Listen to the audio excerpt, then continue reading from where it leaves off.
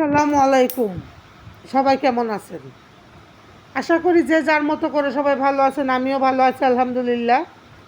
তো আজকে আমি আপনাদের সাথে খুবই জরুরি একটা বিষয় নিয়ে কথা বলবো। জানি না কে কীভাবে নেবেন, দয়া করে কেউ ভুল বুঝেন না বা ভুলভাবে নিয়েন না। আমি সবার কাছে অনুরোধ করে কথাটা বলবো যে দয়া করে কেউ ভুল বুঝেন না, ভুলভাবে নিয়েন না।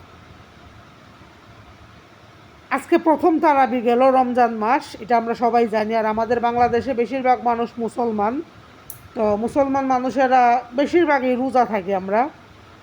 তো আমি যেটা আপনাদের কাছে বলতে আসছি বা বলতে চাইতেছি যে রমজান মাসে আমরা যারা ইফতার খাবো, আগামীকালকে থেকে আমরা যারা ইফতার খাবো, দেখা গেল আমরা ঘরে আমাদের মন মতো ইফতারগুলো বানাবো বা কোথাও থেকে কিনে আনবো বা একজন আরেকজনের বাসায় দাওয়াত খাবো বা কোনো হোটেলে রেস্টুরেন্টে ধাবায় কোনো পার্টি দেব।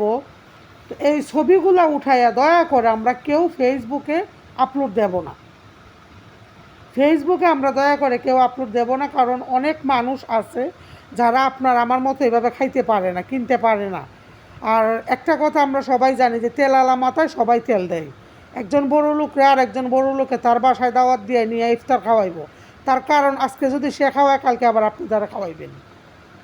কিন্তু পাঁচজন গরিব মানুষে খুব কম মানুষে ইফতার করায়। তো এখনও বাংলাদেশে অনেক মানুষ আছে যারা ইফতারের আগে কয়টা মুড়ি আর কয়টা ছোলা বুট নিয়ে বসে থাকে সাদা পানির সাথে। সাদা পানি, কয়টা মুড়ি আর কয়টা ছোলা বুট নিয়ে বসে থাকে। এরকম অনেক মানুষ এখনও বাংলাদেশে আছে। তাই সবার কাছে অনুরোধ করে বলবো, আমরা যারা অনেক কিছু, অনেক ভালো মন্দ খাবার অনেক কিছু বানাবো, কিনবো, আমরা এগুলো ছবি উঠে ফেসবুকে দেব না। আপনার যদি কোনো ভাবির সাথে, কোনো ফ্রেন্ডের সাথে জিনিসটা শেয়ার করতে মনে চায়, আপনি তার হোয়াটসঅ্যাপে দিন, আজকে আমার বাসায় ইফতারের আয়োজন ছিল এইটা, আজকে আমি এটা বানাইছি, আজকে আমি ওইটা বানাইছি। কিন্তু ফেসবুকে দিবেন না।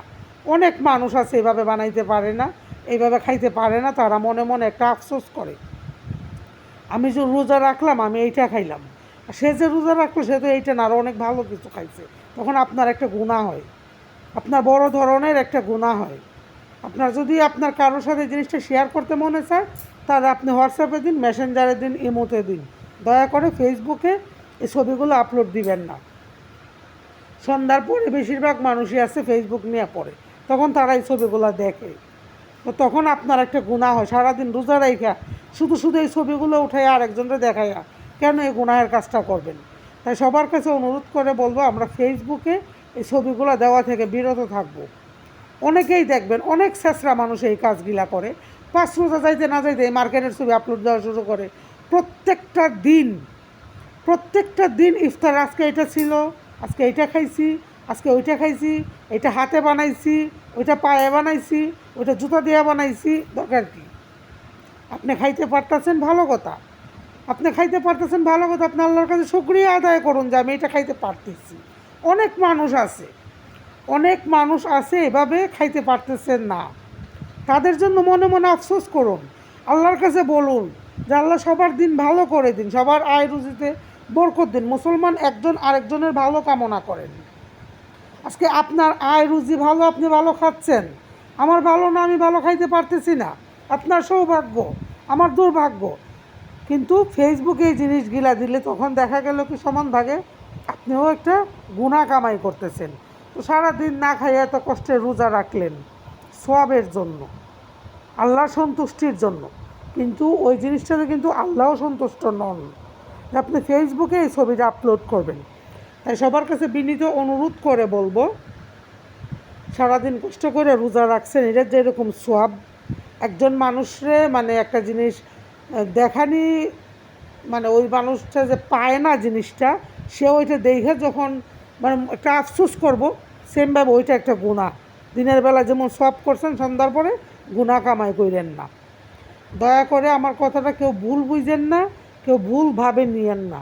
সবার কাছে আমি অনুরোধ করে বলবো যে ফেসবুকে আমরা ইফতারের ছবি, মার্কেটের ছবি, হাং এগুলো দেওয়া থেকে অন্তত রমজান মাসটা বিরত থাকবো, এটা সবার কাছে অনুরোধ। বিশেষ করে যারা ছোট মানুষ, বাচ্চা পোলা পান, ওরা কিন্তু বেশি আফসোস করবো ওই খাবারগুলা দেইখা।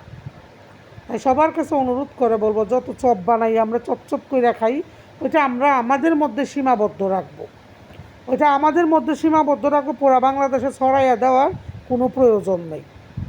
পুরা বাংলাদেশ এটা ছড়াইয়ে দেওয়ার কোনো প্রয়োজন নাই। দয়া করে কেউ ভুলভাবে নিয়েন না, ভুল বুঝছেন না। ভালো থাকবেন সবাই। আল্লাহ হাফেজ। আসসালামু আলাইকুম।